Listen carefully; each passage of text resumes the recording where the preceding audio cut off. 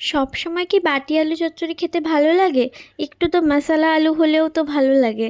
তো চলো আজকে তোমাদের সাথে আমি একটা মশালা আলু দেখাচ্ছি, যেটা নিরামিষের দিনেও খুব ভালো লাগে, আর যেটা এমনি বাড়িতে আলু না খেতে ইচ্ছা করলেও এইভাবে বানিয়ে খেলেও কিন্তু খুব ভালো লাগবে। তো চলো, আলুর মধ্যে প্রথমে আলুগুলোকে এইভাবে কেটে প্রেসারের মধ্যে দিয়ে জল দিয়ে কিন্তু আর নুন দিয়ে দিয়েছিল সামান্য, দিয়ে মামুনি কিন্তু সিটি মেরে নিয়েছিল। তারপরে এখানে মশলাগুলোকে প্রথমে তৈরি করে নিচ্ছিল। আদা, গোটা ধনে, গোটা জিরে আর গোটা মৌরি, এটাকে কিন্তু ভালো করে মামুনি শিলেতে বেটে নিয়েছিল। এই মশলাটার জন্য কিন্তু মেন টেস্টটা চলে আসবে এই মশলা আলু চচ্চড়িটার।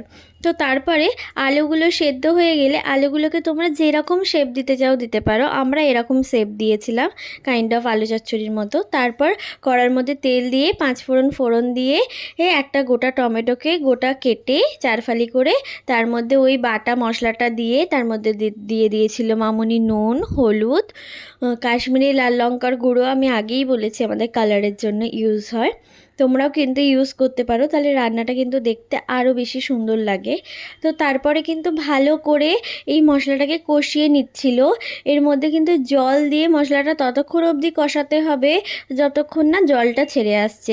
দেখেই বুঝতে পারছো কতটা কাঁচা কাঁচা মতো আছে, আর দেখো কত সুন্দরভাবে তেলটা ছেড়ে গেছে, তাহলেই বুঝতে হবে হয়ে গেছে মশলাটা। তারপর কিন্তু ওর মধ্যে সেদ্ধ করে রাখা আলুগুলোকে দিয়ে সামান্য পরিমাণে নাড়তে হবে, বেশি নাড়লে কিন্তু আলুগুলো ভেঙে যেতে পারে যেহেতু অলরেডি কুকড।